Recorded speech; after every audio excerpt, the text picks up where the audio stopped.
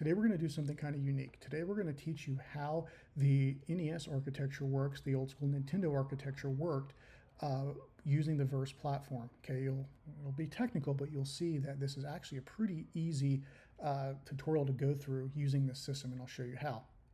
The name of the game is to show you what happens when you put in a cartridge into the old school system and exactly how that works. We're going to look at this graphically.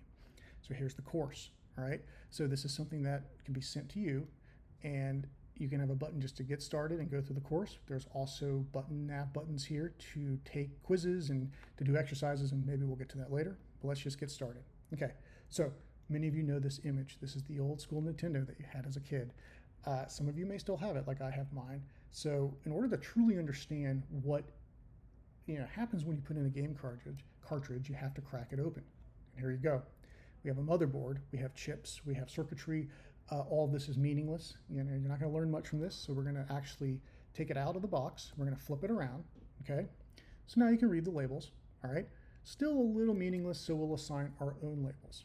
All right, we're getting somewhere. But to fully understand how this connects together, and to fully understand what happens when we insert the game cartridge, we're going to have to reconfigure it to get another view.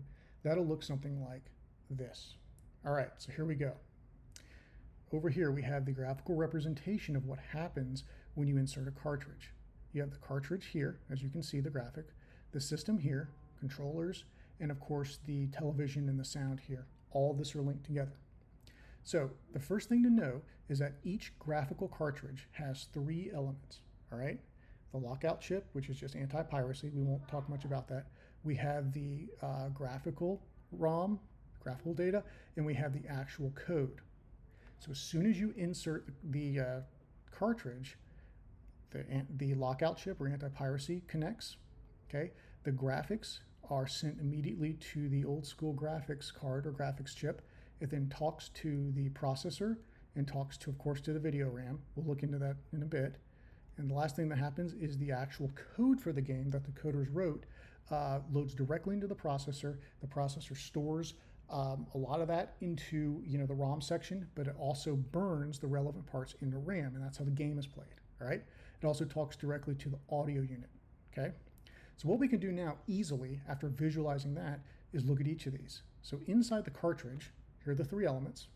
We're not going to talk much about the lockout because it's pretty easy to understand, but here's how the graphics are stored on this thing. Okay. Of course, all this is binary, but if you kind of take it and abstract it up one level, this is what it looks like for every Nintendo game. Okay, it's 8x8, or they're bytes, right? So 8x8, and they're all stored like this, like a jigsaw puzzle that you haven't yet put together. The code itself, again, all binary, but if you abstract it up, it'll look something like this. This is just 6502 machine or assembly language. Okay, so we can return. If we look at the graphics card, which is truly what made the Nintendo different from everything, why it got so popular in the 80s, is basically how this works, okay? So when you load that graphical data into that PPU, what happens is it loads into what's called a name table, which is part of the video RAM, okay?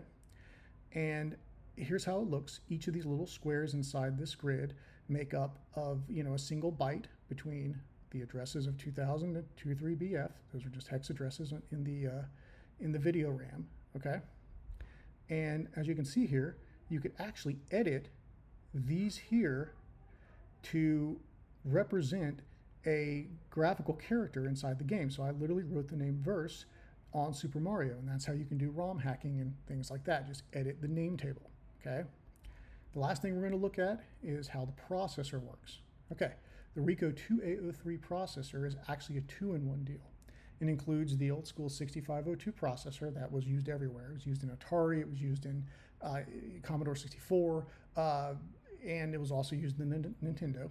But it also is connected in with this audio process unit, all right?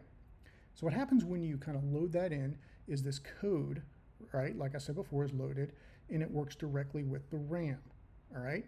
So going back to our visual, the code is loaded into here and burns all the relevant data into this work RAM, all right? And here's how that looks. If you want to make Mario move 1 pixel, you execute this code, and 40, which is his X position here, is successfully loaded into RAM. Okay. That's a nice little crash course on how the system works using this kind of system visualizer.